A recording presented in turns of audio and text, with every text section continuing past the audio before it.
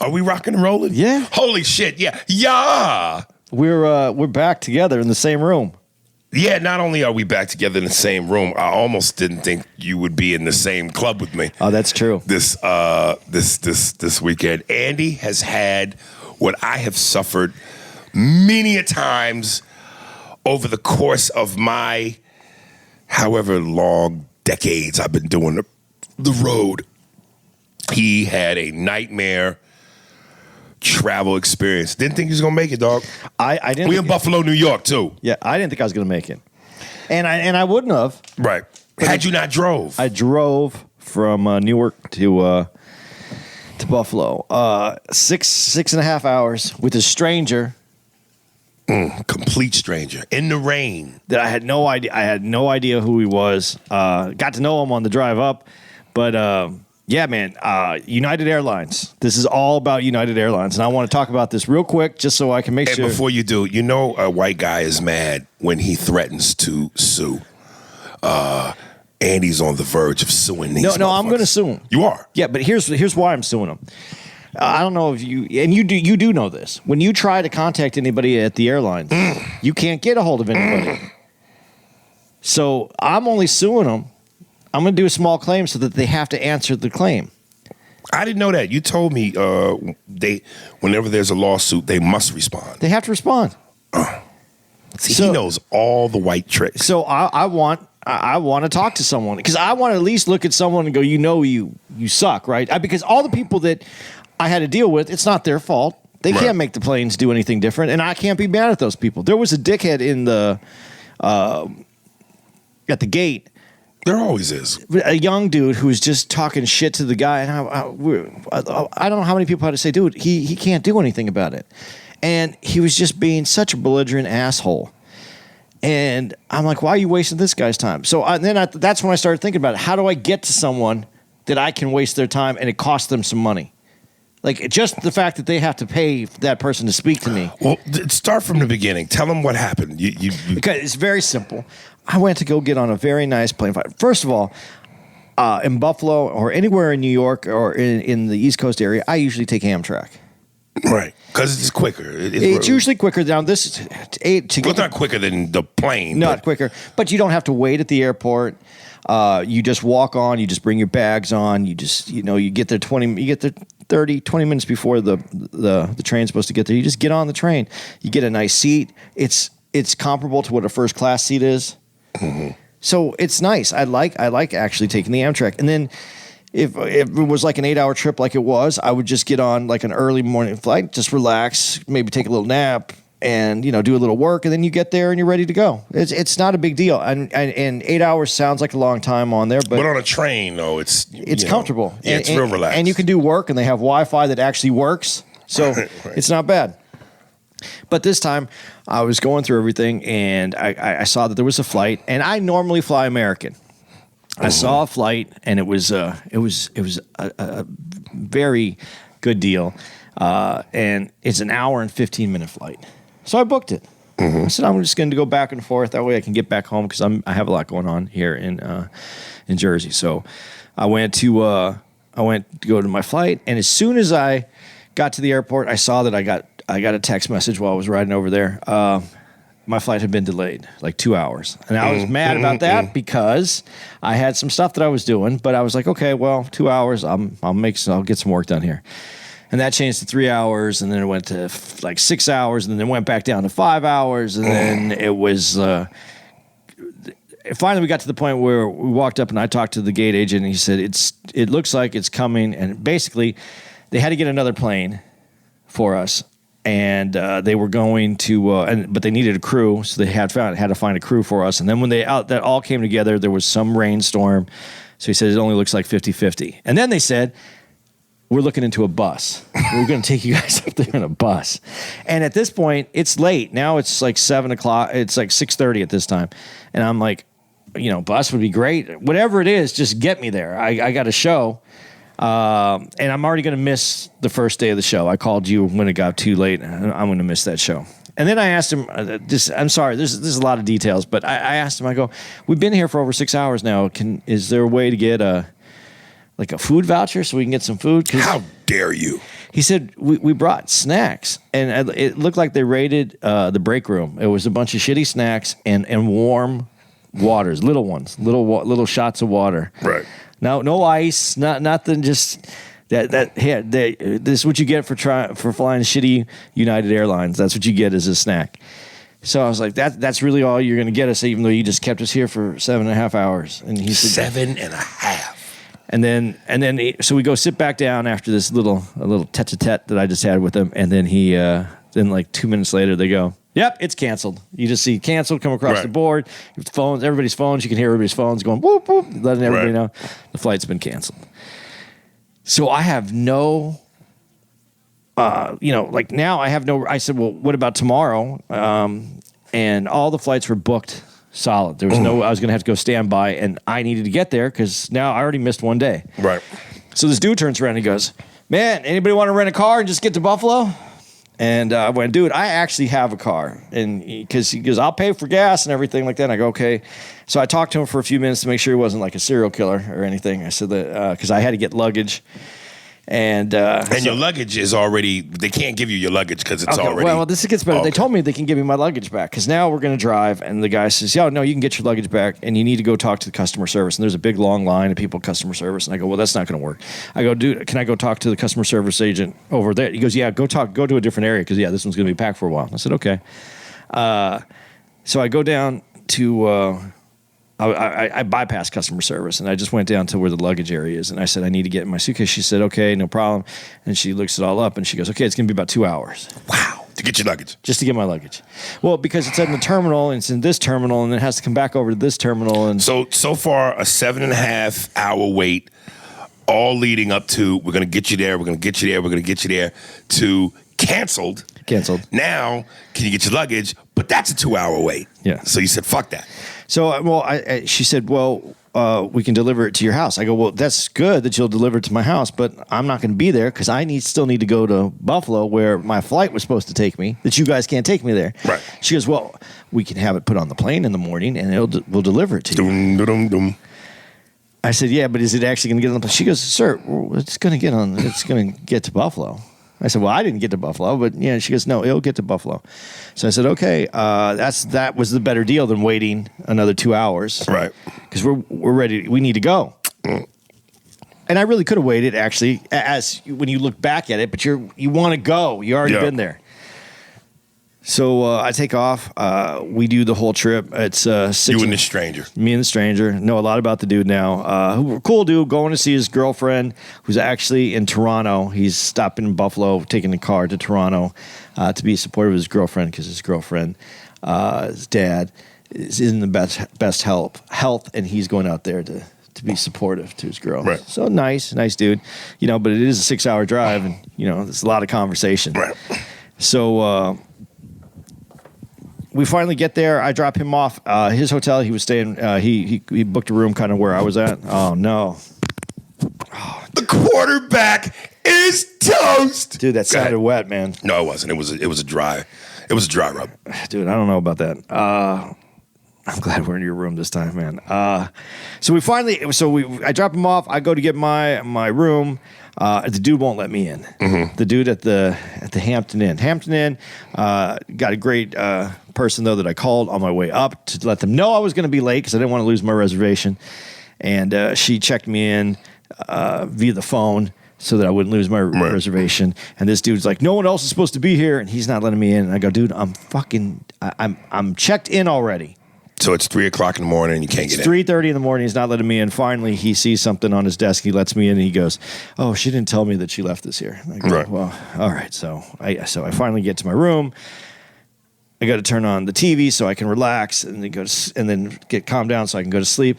And the TV's not working. The internet's not working. I call down. He goes, yeah, nothing's working. I said, thank you. And finally just went to sleep. So then I wake up the next day. And I call about my luggage because I waited and it was already noon. I was expected to call before noon. And I call and all the flights were canceled. No. Yes. I said, I need my luggage. It has all my shit in it.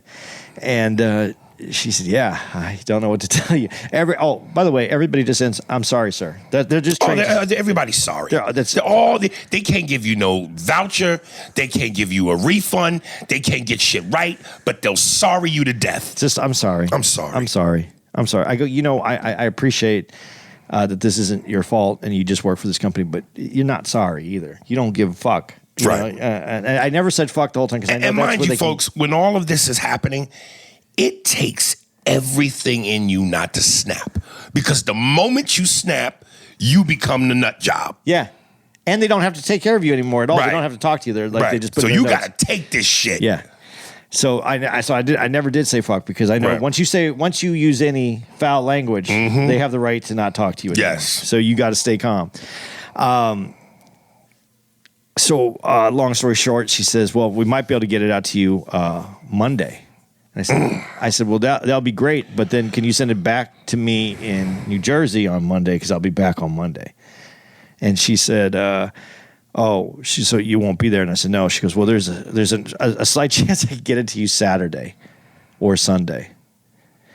I said, "You do whatever you can do, but if I could get it, it would be great."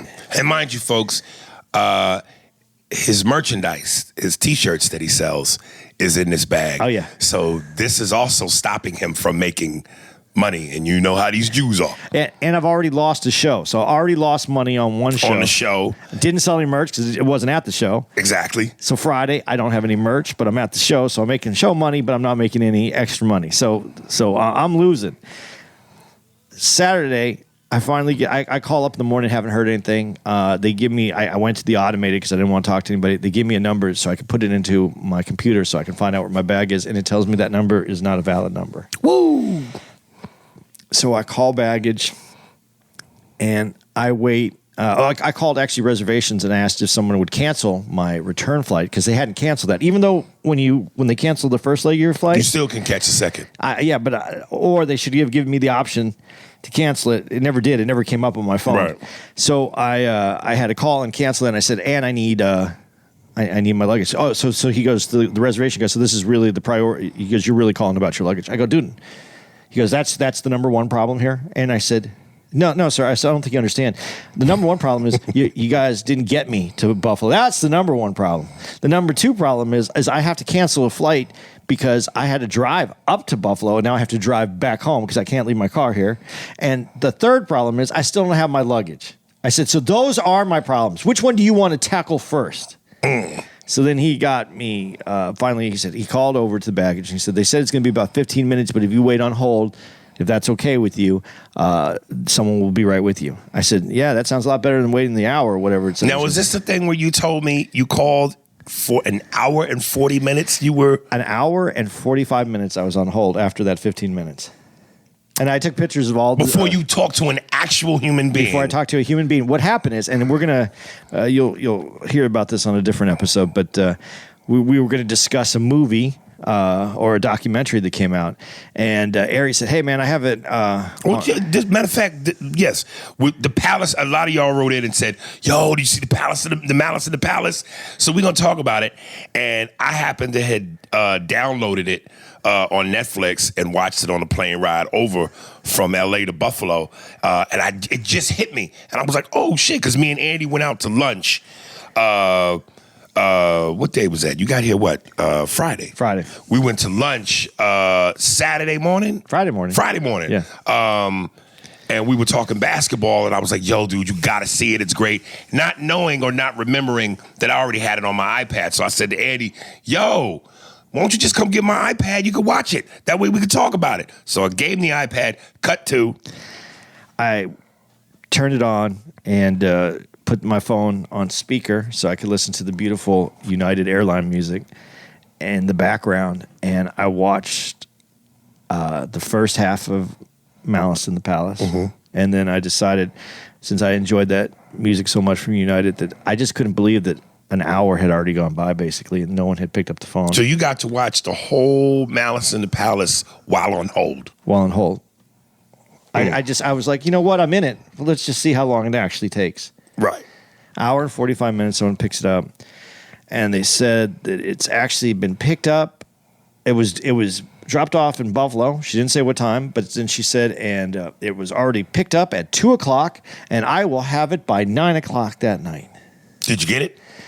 Yeah, but I told her I couldn't get it at 9 because I wasn't going to be here, that I'm actually going to be where I need my merchandise to be, and I need it by 6:30 at the latest. At the latest. Here's the good news. He got it before 6:30, but here's the bad news. I walked downstairs, and they called me. I let them know at the Hampton Inn that I was going to be getting a bag.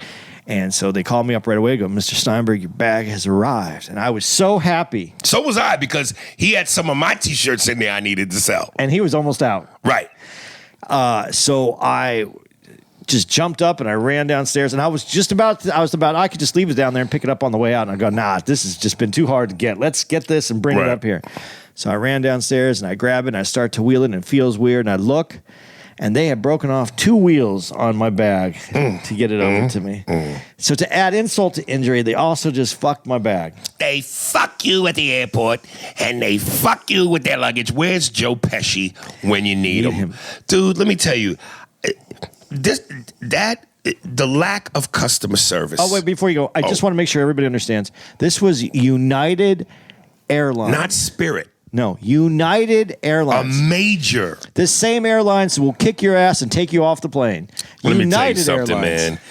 I find it so deceiving and so deceptive. Those fucking bullshit commercials that they play when you're on the plane, and they give you the smiles and the gracious hospitality, and they're so wonderful and warm, and stop it. I was telling Andy, I wrote a skit once. I didn't finish it. But the premise was it was for a bogus airline called Fuck Your Shit Airlines, where basically it was the opposite of everything they try to advertise. They were honest. They were real. They showed you what happens behind the scenes with your luggage. Niggas is playing Madden, going for Hail Marys with shit that say fragile. The stewardess, when she comes out, she doesn't hand you the peanuts. She chucks them at you like a pitcher in pro baseball, trying to strike somebody out and smacks you in the mouth. They're rude. The security is some 400-pound fat nigga that's, slowly with a bad hip making his way to an emergency scene. It's just the shit that we know really fucking happens. Stop lying to us. I wish somebody could be held accountable for this awful shit they do. It's fucked up. Let me tell you, sometimes I'll fly, and every now and then, I'll get the sweetest, nicest, warmest flight attendant. I mean, she's just, do you need anything? Yes, sir. No, sir. Sweet. I will tell her at the end of the flight, ma'am, you were awesome.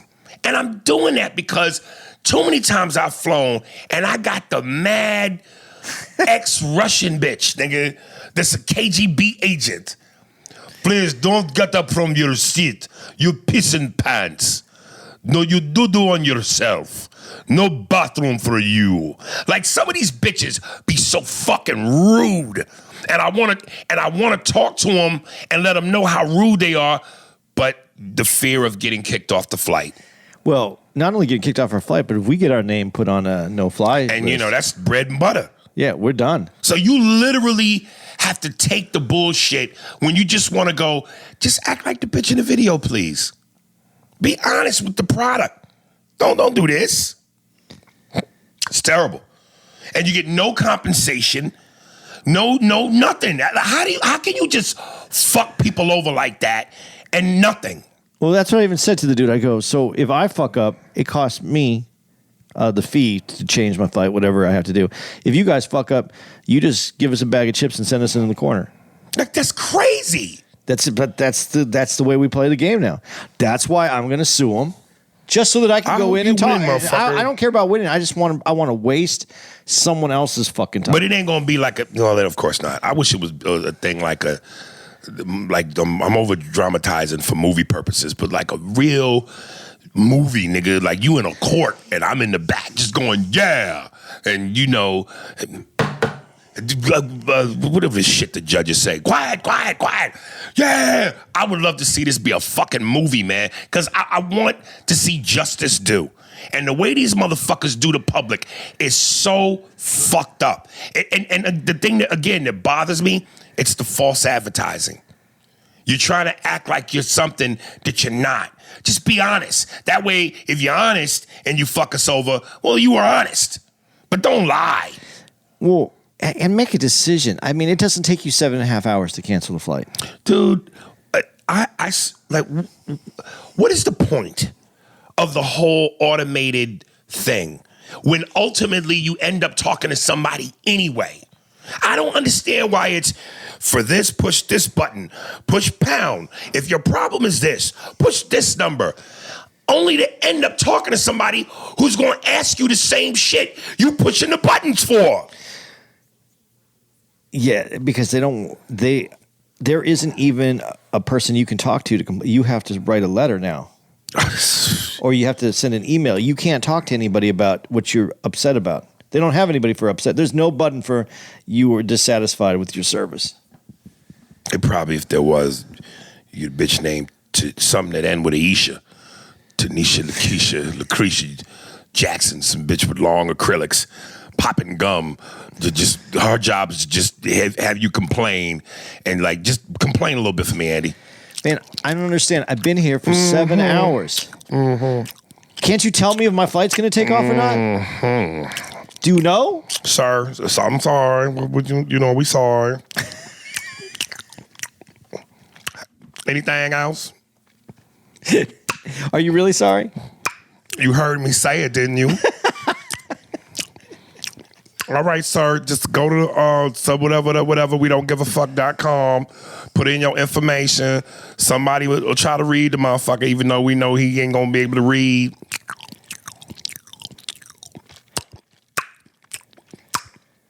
You get that bitch. Dude. And I'm telling you, they said that the reason my bag didn't make it up on Friday morning was weather, and it was the nicest fucking day.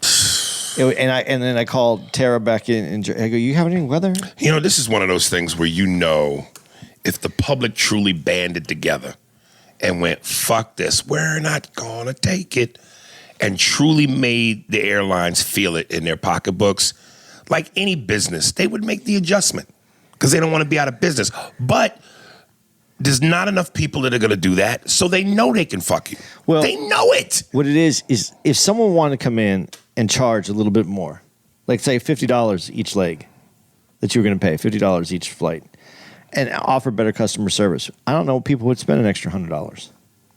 For better customer service? Yeah. I think I would. A better service. When you go through that enough, yeah, and you don't have to go through it a lot, once or twice, it's worth it. But most people don't fly like we do. Well, there you go. That's where this is where we're at with it. If you get popped in the ass against your will once, then it's no big deal. But when you get popped in your ass against your will regularly, you think of ways to stop getting popped in your ass. I didn't want to say the R word. I know. Dude, it's brutal that they don't do that. They don't really have a real way of you know what? If they would have had someone up call me from the company, go, dude, we really messed up. We should have done this earlier. We should have done this. But even with that kind of admission, would that do it for you? Would that be enough? And hey, I know that I heard your bag got messed up. We're gonna get you a new bag. We'll do this. And you know what? I'm going to give you $50 flight credit. Now, $50 is nothing. Flight credit is nothing. You know that. It's nothing. Mm-hmm. But just the fact that they even went out of their way to do something, it might not be enough, but I'd probably stop bitching about it because at least they tried to do something. But they don't call you. They don't make not at all. American called me when I had a problem once, and that's why I've stuck with American. And the only reason I took this flight is because American didn't have a direct flight. This was a direct flight because this is their hub. United's hub is in New York. That was the reason I was taking it, and it's teaching me a lesson, man. If you have good luck with and some people have very good luck with United, but if you have good luck with whatever airline you're rolling with, roll with that airline, right? Because you're going to do much better. And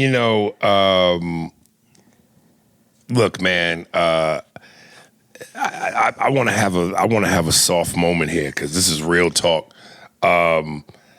Dude, like they say, you don't know what you have until it's gone.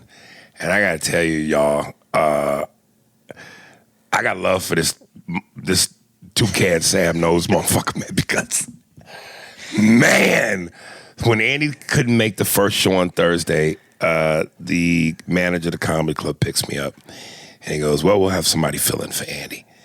And just as we get to the club, I go, so is this guy funny? He goes, oh, he's won several comedy competitions. Like, this nigga got award-winning barbecue sauce. Like, this nigga got trophies. So this motherfucker's on stage, and I mean, he's eating it. And then this is like almost Ontario and some of the places we go to. It's a very mixed crowd. But a lot of niggas, but not the hardcore niggas, not Baltimore, Memphis. These still the East Coast niggas. And this motherfucker's talking about turtles and unicorns. And I mean, he's eating it, nigga. And I'm just like I could hear where he wasn't connecting with the crowd at all. People were talking in groups. Like it was weird because the door was cracked. And I went, hey, these motherfuckers talking. So I opened the door and you could hear him talking, but you could hear blah, blah, blah, blah, blah, blah, blah, blah, blah. And this motherfucker has no control of the room. And at one point, somebody went, boo. And he went, boo? Boo me? Why? And I mean, this motherfucker. And I was like, dude, I'll be glad when Andreas show up because this nigga here, if I had to do the weekend with this motherfucker, oh, it was going to be tough, Jack. And I'm like, this comedy competition awards. Maybe you would have sued United Airlines if I didn't show up. Dude, and if he would have been here for Friday night's early show, that was work. I loved it, though. I mean, I loved that show, but it was work. Yeah. And even the late show was work, but it was just, I was in a different mood in the late show. So I had fun with it. But yeah, man, that wasn't a show you had to have. Like this nigga, and I know some dudes do this, and I've seen more of this. I saw more of this in Europe. It was a Europe thing. But I know dudes here in America do it. He had his pants where it was cuffed, like really tight around the ankle, but high. So you saw a lot of ankle meat. Yeah, man, niggas, and his hair was what you call highlights, bleached and pulled back. He looked like he went, yeah, even though he didn't. And I know them niggas was gonna eat him alive. You can't have cuffs around your ankles that tight and show that much ankle meat in front of some niggas, man. They sense weakness. Dude, you just have to, I don't know. I don't know what you have to do. I don't know what anybody else has to do. I know what I have to do. Yeah. And it was work. It was work this weekend. So it would have been interesting if I didn't show up. But other than that one show, Friday first show, the rest have been splendid for you. As I knew they would be, as they were before. No, my favorite show was the Friday first show. Okay. It was work. I mean, it was just getting everybody all at one time. I remember when there was just this moment where no one said anything. I go, hey, listen. I stopped the show and I went, hey, listen. You hear that? And no one knew what I was talking about. I go, that's what the room sounds like when you all shut the fuck up. And they all laughed, and then we went into more jokes. Yeah, they respect that. Because it took a while. It took a good 10 minutes to get the room 100. But they also sit the room here when the room isn't. There's still seating a lot of people. Yeah, I wish they wouldn't do that, but that's that's the job of the middle though, that's the job of the host really. Yeah. And since we do a 2-man, that's my job. I think it makes you a better comic. All right. Let's talk thug niggas and basketball. Malice in the Palace. What'd you think? Dude, I loved it. I saw the game. I was watching it when it happened. So was I. Yeah. I was there for the original. I'm watching this thing, man. It really pisses me off when people see an opportunity to money grab and they're full of shit. Neck braces, motherfuckers in stretchers. It's simple math. NBA equals, high paid athletes equals cha-ching. shit wasn't that fucking serious. It was serious because he ran into the stands. Yeah, but the injuries though. No, but if I was the dude who didn't do anything and I got hit, right? Yeah, I'd be pissed. Right. That guy. That's the one guy who deserves to be really pissed off. Right. Because he just happened to be sitting next to the asshole. Dude, I think Ron Artest is the baby version of Dennis Rodman. He's got the ferocity, the defensive skill, he's that junkyard dog that Rodman was, just not as good as Rodman. Better shooter, but in terms of tenacity, ferociousness, he always reminded me of someone that was trying to emulate Rodman. You know, I never saw him try. I mean, I get why that you would say that, but I saw him as his own. Mm-hmm. And I thought he did have the shooting skill level was way higher. Right. But if I was Rodman, and Rodman always made baskets he didn't like miss a lot of shots. He made the shots that he had. They said Rodman was an underrated scorer. Yeah. Like he could score. Yeah, but he was on a team. He was on teams where that wasn't his role. Right. But he accepted being a defender and a rebounder. Right. Right. So when I say that, I'm saying that within the context of what of the performances that we've seen. Mm-hmm. But I do think Rodman was a better scorer than he actually showed in the NBA. I think he could have been a better scorer. But those two guys, I saw them differently. But see, the one thing I was going to say about Artest, though, and the reason why this is on him in a lot of ways, is because he says something in this thing, and I don't know if I'm going too far ahead. He was laying on the bench, on the score table, because he was taught the 1 through 5 count. No matter what. Yep. What you do is you count 1 through 5. He abandoned that shit quick, didn't he? Dude. He probably got the 3. He didn't even get to 3. He went 3, and he was already punching the dude in the face. So, he knew that he needed to take that second. Right. And whatever that, when that hit him, that was all out the window. Let me ask you, because, it's funny. Before I came to Buffalo, I was in Harrisburg. I did a stop real quick one-nighter. Pick up a couple bucks, and my man who booked me, a comedian by the name of Talent, he was talking about this very same thing in the green room, and I asked him this question, and I'm gonna ask you the same thing. When you look at the footage, and what's great about Malice in the Palace was, I never knew until this documentary who actually threw the cup. But remember when Ron Artest went into the stands, he attacked the dude who he thought threw the cup. And what's funny is, as Ron Artest makes his way into the guy, before it dawns in him that he's coming for him, the guy is jawing, he's got his mouth open, having a good time. And like slow-mo, he starts to go, oh, shit. Like, what was going through his mind as Artest got closer and closer? Because if he knows he didn't throw the cup, he wouldn't have a reason to worry. But so he's just thinking, oh, shit. Like, what do you think when you see this nigga charging you for something you know you didn't do? Oh, the guy for something you know you didn't do? And you're wondering what the fuck. Before he knew it, he went from laughing face, being in the moment face, to getting mushed in the face. Well, I think that if you're that guy, you might be enjoying the moment and everything that's going on, but you don't have any idea that you're going to get punched, that this is coming at you because you didn't do it. Right. So at that moment before, I think you just want to scream, it wasn't me. Right. But it's too late. It's too late. That was already determined. I know you threw the cup. It wasn't me. My thing is, the dude is such an asshole who did do it. What an asshole. Yeah. They even asked him, any regrets? Yeah, I wish I would have stuck my leg out sooner. So he would have tripped. What an asshole.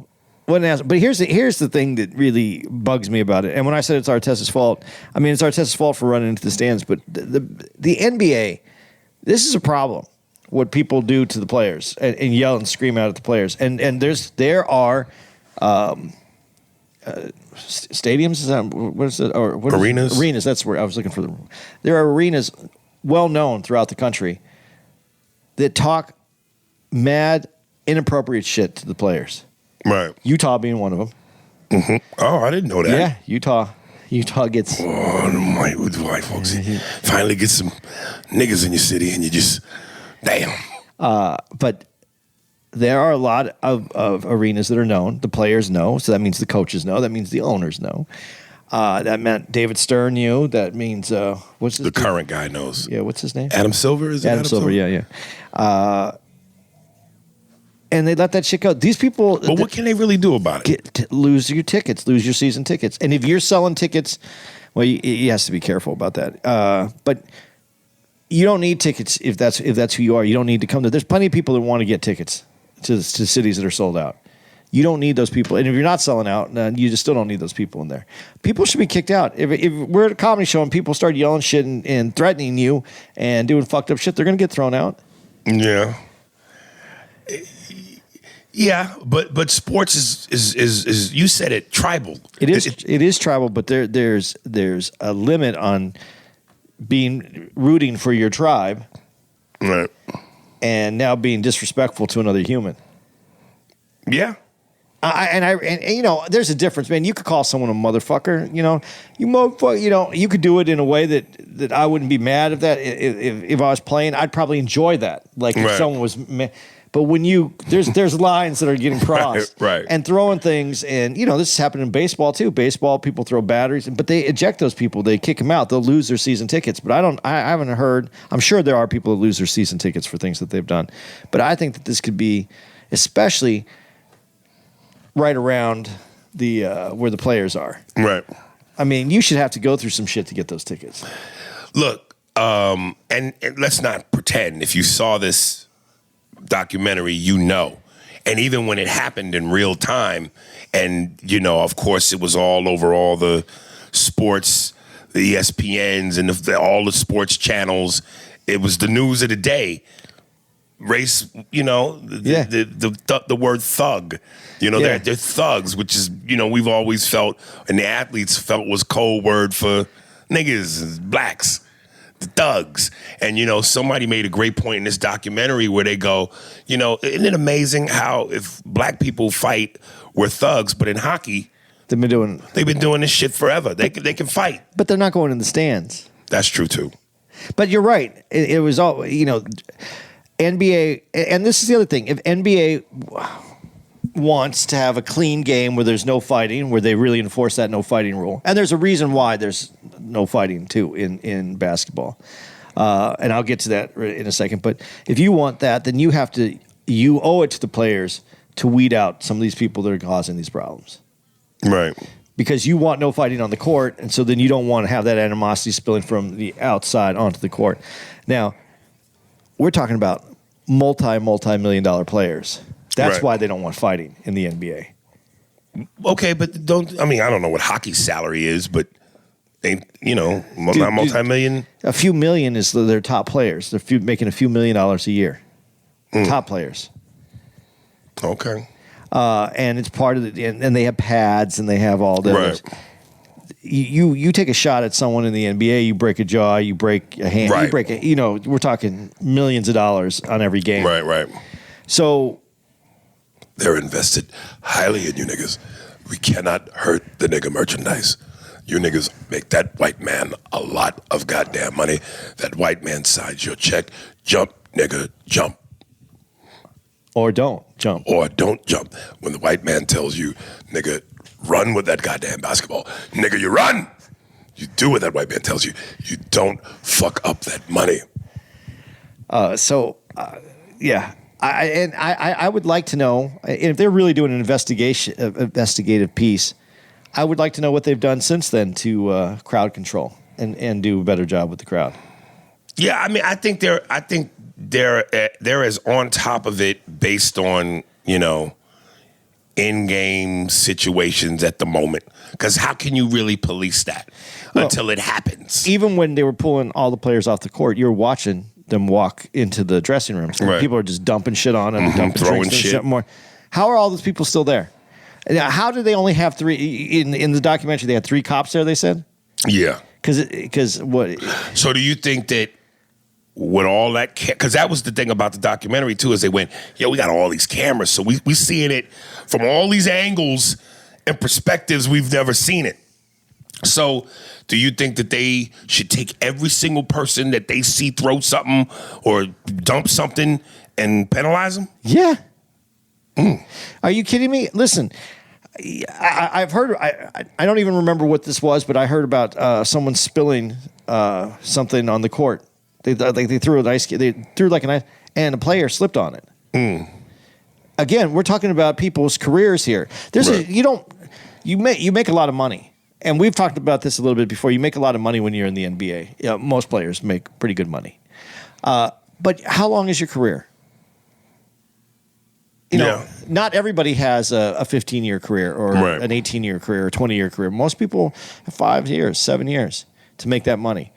And you're going to, because some jerk throws something on the court and you slip over it, and you're going to take a year out of my productive time to make my money? It's protection for these people. It should be protected to be on that court.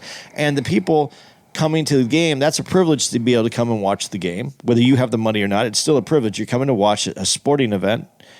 There's a decorum that should be a part of it. Now, if you want to have set up an arena where you have some cheaper seats up on the top where you can't see the game as well, but you can get fucked up and you can throw shit, and they have some guards to protect things from going on to the yeah. If you fucking have that playground, if you want to build it, have that fucking security wrist if you want it. Right. But they owe it to protect the players. So to blame the players for someone throwing something at them is. Yeah, I can't get behind that 100%, especially the players that got in trouble for it. You know, I love the fact that they had some of the guys involved in the fight that rushed the court in the documentary. And I gotta say, this one dude, and they show him and his boy like in an interview immediately after the fight. And his lip is a little swollen, a little purple. But then, I mean, obviously once he's all back to normal and they did this documentary, he's sitting down, camera, face the camera, and he's telling his side. This motherfucker had the cojones to go, Jermaine O'Neal sucker punch me. Like, motherfucker, you squared up. Your fucking fist was balled. You squared up in attack position. The fuck you thought was gonna happen with your short, stubby, motherfucking built like a propane tank ass, nigga? I don't think you're going up against this 8'9" nigga. That wasn't Jermaine O'Neal, though. No, it was. No, because Jermaine O'Neal came in, he came running in and slid in and punched the one dude. It was Jermaine O'Neal because Reggie Miller made the comment about it. Okay. And it's like, nigga, you didn't get sucker punched. You was a sucker that got punched, nigga. Yeah. Fuck out of here. You squared up. He said, yeah, that was a bitch move. You squared up with this 8'9" nigga. And Reggie Miller goes, man, thank God Jermaine missed that punch. Oh, yeah. Because he said if that connected head on with that length, that height, that reach, he's an athlete, that man might die. He might have died. Dude. There's a professional athlete. Your ass is a short, chubby nigga. You walked onto the court and you got sucker punched. Right. Just going down on the court that you had no business being on. What was he thinking? What did he think he was going to do? Jermaine's got the height, the reach, the length, the six-pack. What did you think you were going to do? No, and as I watched this, I mean, we talked about this a little bit, but we didn't talk about which player you feel more for. And we both talked about it initially, and you were talking about Reggie, and I felt for Reggie because he didn't get to win that chip. But yeah, and remember, they were like, the year before, they were really good, but they lost to the better Pistons, who went on to beat the Lakers in their super team. But then that was before they added Steven Jackson. So now they add Steven Jackson the next year, and they were super duper poised to win it. But because of the Malice in the Palace, Ron Artest is suspended for the rest of the year. Steven Jackson is suspended for 60-something games. Jermaine O'Neal for 30-something games. And it cost them the season. And that was Reggie's farewell party. He was going to retire. And, the thing that, I forget the white guy's name, but the general manager of Donnie Walsh of the Pacers was like, you got to feel for Reggie because it looks like from a justice standpoint, the two guys who probably deserved it the most got the short end of the stick, while the guys who deserved it the least became champions. Ron Artest with the Lakers and Steven Jackson with San Antonio. Yeah. The good guys lost. The bad guys won. Jermaine O'Neal, I think when I watched it, he's the one that I feel worse for. And he was about to be a beast, dude. Dude, he entered, first of all, he entered the NBA when he was, 19? Yeah. He didn't go, because he skipped college. He went straight from high school. Young kid. Portland. Still young, even at this moment when he gets into this. Like, still, he wouldn't have been much out of college if it was a regular. How long was he in Portland? He wasn't. Not long at all. He's young. Yeah. And just as you're kind of finally figuring it out, coming from like the high school level to where you're an NBA player, and now you're really figuring it out, and now you put the muscle on, and now you're really gonna and have your career kind of knocked down right then. And he was the one who went to court and fought it a little bit, but it just never came back for him. Yeah, and I'm scratching my head going, how does an experience like that diminish your skills when usually it's age, time, injuries? It seemed like that event took away his skills. Somewhat, I don't know. Maybe confidence. He was never the same after that. But Reggie had another year in him if he really wanted a championship. Yeah. Listen, and this was amazing about these athletes. I mean, obviously, it's their bodies. They know. Yeah. But Reggie looks like, and somebody even said this to him, dude, you look like you could come back right now and do a year or two. He said, man, even if I got in my best shape, what's your best shape, nigga? You've always been a stick. What's in shape for you? But he goes, I might give you 20 games at 20 minutes a game. So I'm like, damn, boy, it's something when your body says enough. Yeah. But and Reggie is one of those people who, played his whole career in Indiana. He was Indiana. Yeah. And if he would have been in a major market, he would have been much bigger. And he was already a big name. If he would have been in a major market, he still would have had the problem that everybody else had. From North Carolina, 6'6". That's what I'm like, dude. And I don't want to get off on LeBron, but I got to say this to make that point. So many people have said, yo, you know how many niggas have won under LeBron's watch? Who won under Mike's watch? Only people that won, and it wasn't Mike's watch. He was gone. Was Hakeem. But under Mike's watch, Barkley, Malone, Stockton, Miller. You know what I mean? Motherfuckers didn't get it because of that nigga in red. Dude, why doesn't Jordan pick up the ball and play in the big three? Well, before we get to that, let me say this. I don't know if you remember the 30 for 30. It was called Winning Time. It was the Pacers versus the Knicks. Now, as much as Reggie Miller was loved, remember when he first got drafted, he got picked over the white dude. I forget the white guy's name. Yeah, I know. And like Spike Lee said, Indiana is the home of the Klan, the birthplace. And they didn't like that. Yeah, but the white dude that you're talking about was from Indiana. Yes. That's why. But he's a white guy too, though. Yeah. But they picked that nigga over the white boy, purebred, born and raised. Yeah, but I'm just saying because he was from there, that had a lot to do with it as well. Yeah, so I'm just saying, I know Reggie was beloved, but not in the beginning. No, he wasn't in the beginning. He had really to earn that shit. He definitely earned it. He almost pulled something off that in a small market like that at that time. Right. To answer your question, I don't think Jordan would ever do the big three because Mike's ego wouldn't allow it. And this is why, and I've said this before, this is kind of what I've always loved about Mike, because he, like Chappelle, there's a mystique factor because he's not everywhere. Like Magic would, when he retired, announced games, Yeah. Barkley and Shaq are on the fucking TNT. Mike does not reveal himself that often. And I think that's a little bit on purpose. But listen, man, Mike got a belly now. He's heavy, Can he still shoot the J? You goddamn right. That's the last thing to go. Can he still dunk? He might hurt something on the way down. So he's not going to let the brand be anything other than what you remember. You know, that 23 in red, slim, trim, six-pack, tongue out, jumping through the air, all the theatrics and acrobatics. He ain't gonna be as explosive, as fast. He's gonna look slower. He's pudgy. He's not putting himself out there like that. You think Barkley can still touch the rim? Yes.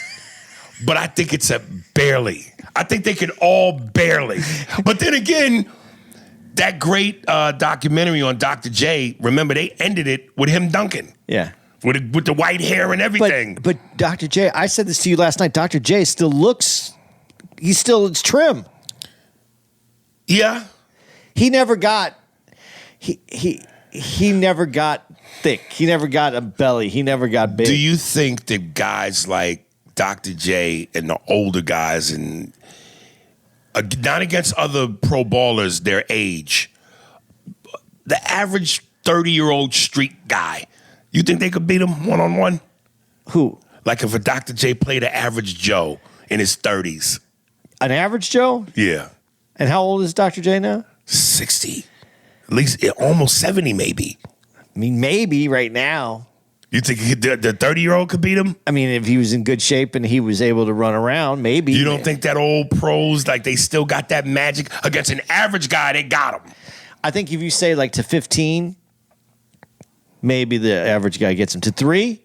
3 points? Yeah, 3 points. I think they win. And they got to get first possession. Yeah, they win. They win because they'll kill themselves for those first 3 points.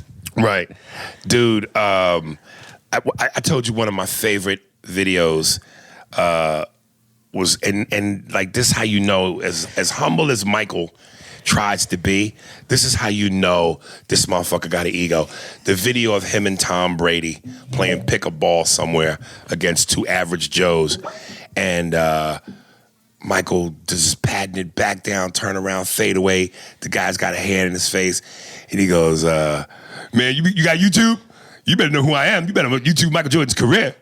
So Michael's still talking shit, and to nobody's. But again, this is not on camera for a major audience, Big 3 television. If Mike did that, you know how many people would watch that? That's what I'm saying. If he gonna do some shit, it's in private.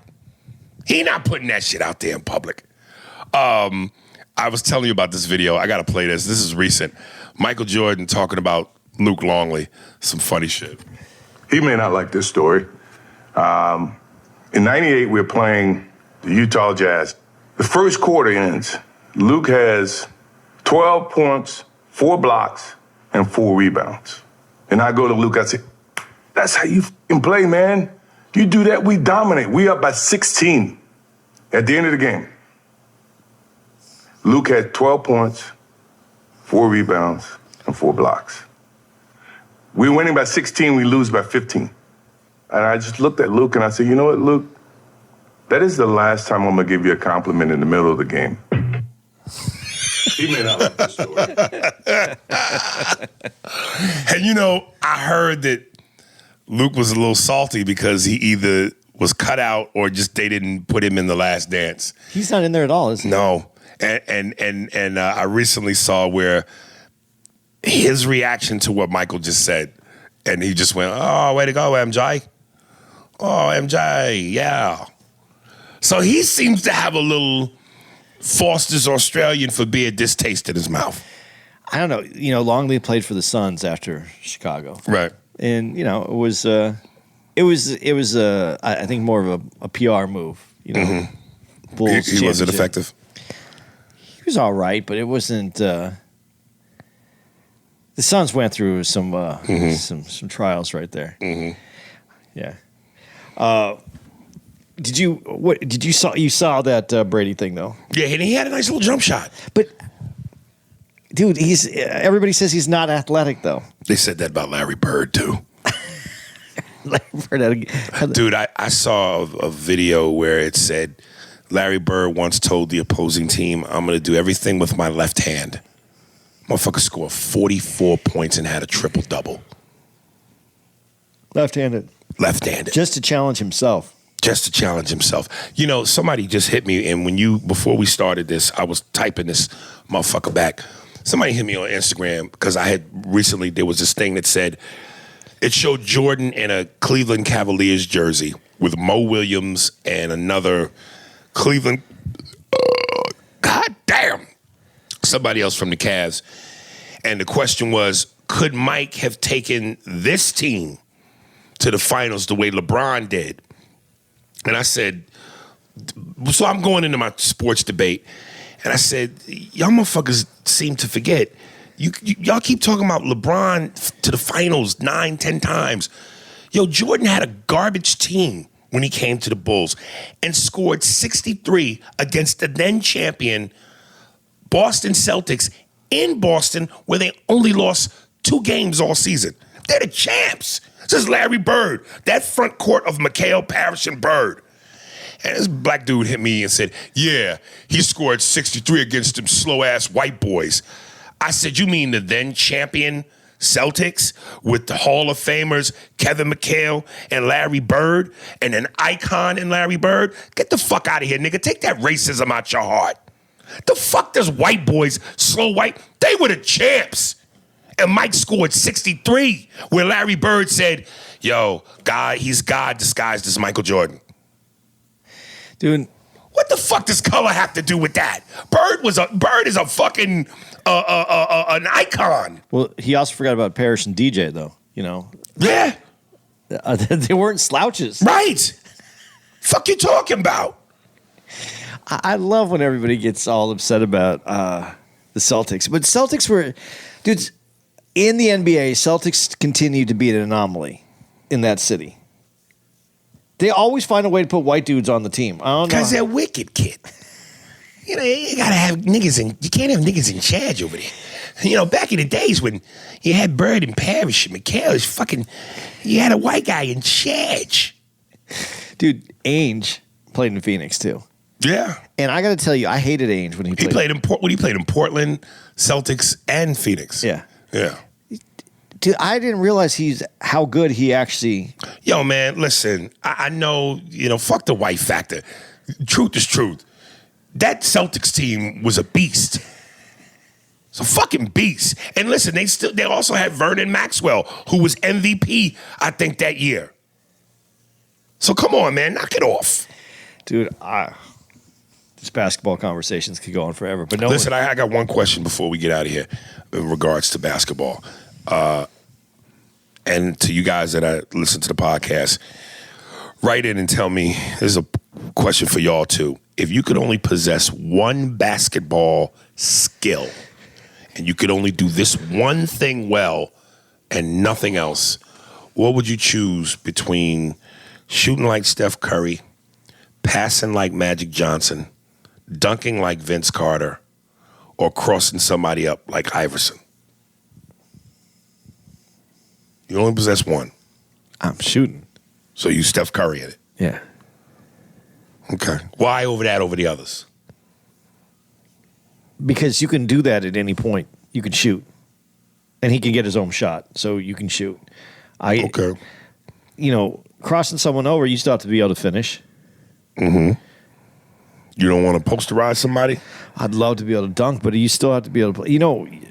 There are very few dunkers that's all that they do is dunk. I mean, right. Shaq was kind of one, but Shaq was not just a dunker. He took up he took all the space up. I mean, the only other move Shaq really had was the off the glass little hook. Okay. Yeah. But he took up all the space. Yeah. There's a lot of guys that can dunk and posterize, but they can't take up that's not how you stay in the NBA. You stay in the NBA because you can finish. Right. You can play. And that's just that's just too specialized. If you can shoot like Steph Curry, there's a place for you on any team. It's a toss-up for me between, if I have to pick one, Iverson. To be able to break a nigga's ankles and watch him fall and the whole bench lose it, it's got to make you giggle. That's a special kind of giggle when you can break a motherfucker's ankles, man. As embarrassing as getting dunked on is, it feels expected because it's basketball. And if you try to be a great defender, there's no shame in that. But falling, a guy making you fall. You're right. Is embarrassing, yo. Yeah, but that ain't gonna win you championships. You're right, but damn. And close second is passing like magic. Dude, that's sexy when you can pass like that. Now that is a job you could have. You don't have to score if you can make everybody else score. But Magic also, you got a Magic 6'8", 6'9". 6'9". The guards weren't 6'9" at that time. Right. Like that that's an exception to the rule when he was playing. He I don't know that. Do you think Magic's the same Magic today? In terms of people are used to taller guards. The guards are a little, they play tall guards a different way now. So are you asking me would he be as effective today? I still think he'd be great. Oh, I think he'd be the best. He'd be the best still. Yeah. Because of his vision. Yeah. Dude, you remember White Chocolate?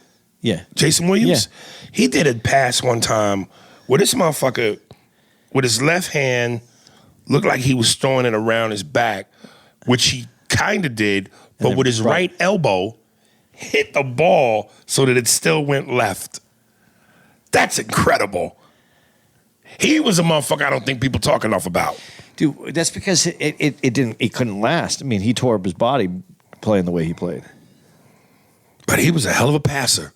Dude, he had a game. Yeah. And it was his game. It wasn't like he was trying to be someone else. He was still Jason. Called him White Chocolate. Like, you white, but nigga. All right. Thank y'all for listening. Spearsburg Pod, all of our everything, videos. Fucking YouTube, Patreon, Instagram, Twitter. Spearsburg Pod. Shit. Tell your friends. Tell your friends. Coming up, this is, pardon me. Let's see. This is David McKeever. McKeever? Oh, David McKeever. Oh, he's Irish. He's an Irish rapper. They got a nigger in chat. She's Irish. She's rapping. Magically Free, The Process album, Sir Bagham's. Enjoy. Sir Bagham's? This might be, there was only one other. Were they Irish? House of Pain? Jump Around. Jump Around. Yeah, they remember how hot they were? For Jump Around. For Jump Around, yeah. Everlast continued. Everlast. A lot of them white boys only had one hit. That's what makes Eminem so incredible. He consistently stayed white and credible. A lot of them white boys. He stayed white? Incredible, yeah. But I like how you say he consistently stayed white. Yes. I don't know if I even meant to say that like that. But the other dudes seemed like they came out and to get in the door, they were hip hop for one song. But once they got established, they went rock. Eminem has always been hardcore hip hop. Yeah. Okay. David McKeever, Magically Free. Do you remember Third Base? Oh, nigga, what? Yeah. Okay. But I heard through the grapevine. Well, I heard when I did the Russell Peters podcast with Kane, we brought them up, and they told me, yo, MC Search really can rhyme. Yeah. Like, he's the real deal. I always thought they were jokey. Well, the nigga with the cane, the one white dude with the cane, what was his job? Dude, I don't know what his job was, but Search was for real. And the thing is, though, that was at a time when hip hop wasn't in a direction that it is. Let me rephrase this. Rap music didn't go that direction. Yeah, it hadn't gone the way that it is now. It was a little bit more fun. Don't forget Digital Underground. It was more of that time. But the pioneer white boys were the Beastie Boys. Yeah, because they were the Run DMC white boys. They were the pioneers. They started it. Yeah, but they also had musical influences that were just important to them, which was jazz, hip hop. That's where their whole thing was at. So they stayed consistent with their whole career too. But they also had that rock seemed and roll like little feel to it. but it seemed like they went more rock and roll. No, but they were always that first song that they hit with "Gotta Fight for Your Right to Party." Yeah. That was a rock and roll. That was a Yeah, but the way that flowed, that felt like genuine for the time hip hop. But that cadence, it felt like real rap. But that's how they were produced, was to be that kind of rap with the rock, almost like a punk rock edge to it. And remember, if you watch a lot of what was happening at the beginning of rap music, the clubs were shared with punk bands because there was only so many places to go play, and so the punk band, a lot of punk bands and hip hop music had some starting ground together. So that was more natural actually at that time. Okay, I'm trying to think off the cuff. Beastie Boys, Third Base, House of Pain. Was Kid Rock ever considered? No, right? Kid Rock. He seemed like he tried to use niggas to get in, and quickly bailed. I think he was that what do they call that kind of rock, that southern rock rap? That's the southern. But you forgot the big one that was in there. Vanilla Ice. I was just about to say. I was even going to say Eminem. That's 4. Do we count Vanilla Ice? Dude, if he didn't get okay. What happens if he doesn't tour with and get in with the management company of what's his name? Now I'm going to forget his name. It was the Bat Boy at one time for the Giants, and then he became like the biggest rapper ever for a minute. Bat Boy for the Giants. Yeah, MC Hammer. Yeah, right. He got caught up with Hammer, and that's the Hammer pants and the whole dance. He got pushed into a different. He got pushed that direction. I know some who will say, especially if you're from the Bay Area, I think Hammer, from a lot of black people in the beginning, saw him as a joke. But if you're from Oakland, in the Bay Area, they stand by Hammer. Yeah. And I think as Hammer got older and more out of rap, people started to come around a little bit. But to me, especially during that Vanilla Ice time, both of them were seen as... They were, but that's what the direction their management and the people around. This is what happens when you don't do who you are. Did you ever hear Paul Mooney's joke about MC Hammer and the Popeye's chicken? No. Because, he did an actual commercial where he's in his Hammer pants, and KFC at that time came out with popcorn chicken, and he would throw the chicken up in the air and spin around with the Hammer pan and catch it with his mouth. And Paul Mooney, this nigga MC Hammer, dancing for goddamn chicken, knowing goddamn well his grandmother makes chicken better than goddamn KFC. This nigga dancing for chicken. Boy, you niggas will do anything. That nigga is spinning for chicken. Dude, I'm sorry to even do this to you. Do you still have that KFC intro on your answer machine about the... I think I might. Dude, that is like 50 years old. I know. Gotta get rid of that shit. I know. Yeah, I know. Oh, my God. All right. I'm calling you out on the podcast on this to get that changed. All right. Dancing for goddamn chicken. All right. Enjoy. Steve McGeever, y'all. See y'all next week.